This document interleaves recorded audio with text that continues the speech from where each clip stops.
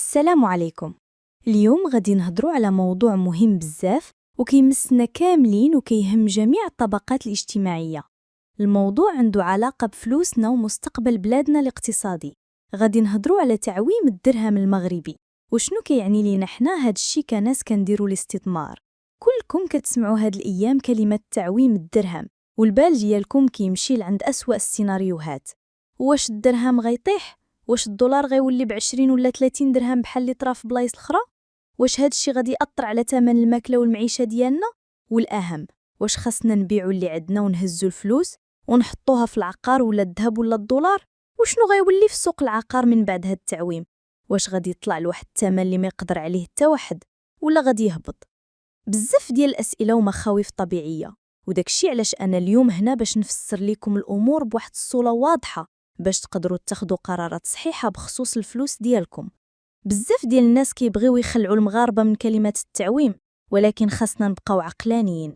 التعويم ماشي لعبة، خاصو يتمشى بالراحة وماشي غنهزو الدرهم في نهار واحد ونديرو التعويم. بعض الدول داروا هاد الشي وطيحهم في المشاكل، العملة ديالهم ولا طايحة بزاف وكيتعرضوا لضغط من برا وممكن تمشي بهم لطريق ما كانوش باغيين، بحال تركيا. المغرب الوضع ديالو مختلف، حيث من 2020 بدينا التعويم بالتدريج، عطاو غير 5% ديال المرونة، يعني ما عدناش الخوف الكبير اللي كيتصوره بعض الناس. وفي نفس الوقت الوالي ديال بنك المغرب عطانا تلميح، في 2026 ممكن نزيدو شوية في التعويم نوصلو حتى ل10%. دابا مازال ما كايناش التفاصيل الدقيقة على شنو غادي يوقع، ولكن خاصنا نكونوا واجدين. بعض الناس كيقولوا باللي المغرب غادي يحرر الدرهم كامل، ولكن هاد الشي ماشي صحيح، راه تدريجي. ملي الناس كيسمعوا كلمة تعويم أول حاجة كتجي في بالهم هي باللي العملة غتنقص وكيقولوا نمشيو نخبيو فلوسنا في العقار ولا الذهب ولا الدولار. ولكن التعويم كيخلي القيمة ديال الدرهم كتحددها السوق، العرض والطلب، اللي كيخوف الناس الكبار ماشي المواطن العادي. ولكن المستثمرين اللي كيشوفوا العمق، واش الدولة كتعرف كيفاش تسير اقتصادها، شنو حالة البطالة، الشركات كتربح ولا لا، البورصة واقفة مزيان ولا لا، والمهم حتى الدولة واش كتصدر أكثر ما كتستورد. إلا كان العجز كبير، في 2024 المغرب استورد ب76 مليار دولار وصدر 45 مليار، يعني عجز ب26 مليار دولار. بحال إلا كتدخل 5000 درهم في الشهر وكتصرف أكثر منها. هادشي اللي مخلي البنك المركزي متخوف. المسؤولين هما البنك المركزي والحكومة، حيت هما اللي كيتصرفوا في ميزانية البلاد. أهم حاجة كنصدروها هي السيارات، ومن بعد المنتجات الفلاحية حوالي 7 مليار، والإلكترونيات 1.6 مليار.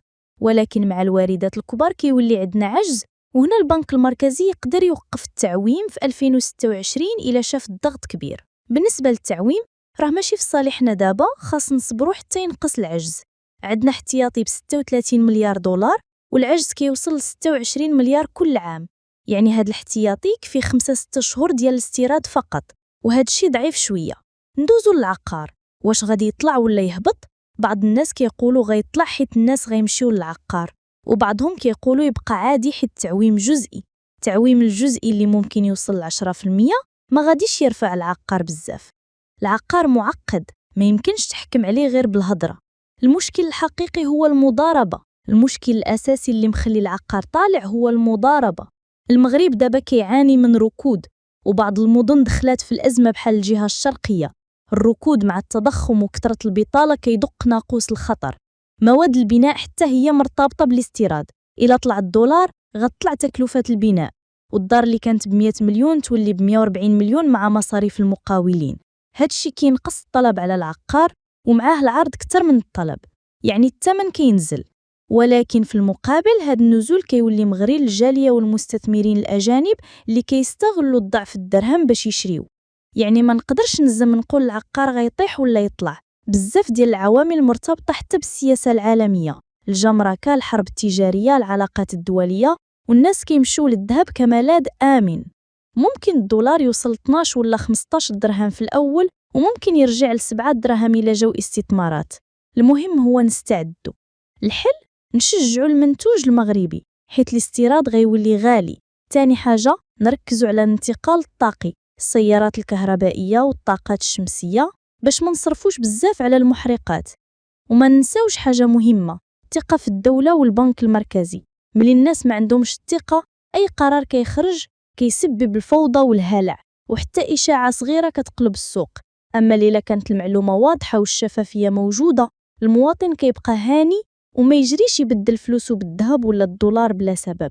الثقة هي اللي كتحمي الاقتصاد، وحتى دورنا حنا كمغاربة مهم. كل واحد خاصو يكون واعي ويدير اللي قدر عليه باش يحمي راسو، شوية في الدرهم، شوية في الذهب، شوية في العقار، ونتبعوا الأخبار الاقتصادية. وحتى المنتوج المغربي عنده دور كبير، كل واحد يشري المنتوج اللي تصنع في بلادنا راه كيساهم باش الفلوس تبقى داخله في المغرب وما نحتاجوش نستوردو بزاف. هاد الشيء كيعاون حتى باش الأسعار ما تطلعش بزاف مع التعويم، وكيساعد الشركات الصغيرة والمتوسطة باش تبقى خدامة وتربح. وحتى الشباب والمواطنين عندهم دور كبير، كل واحد فينا كيقدر يساهم، يشري المنتوج المغربي، يفهم السوق ويخطط للفلوس ديالو.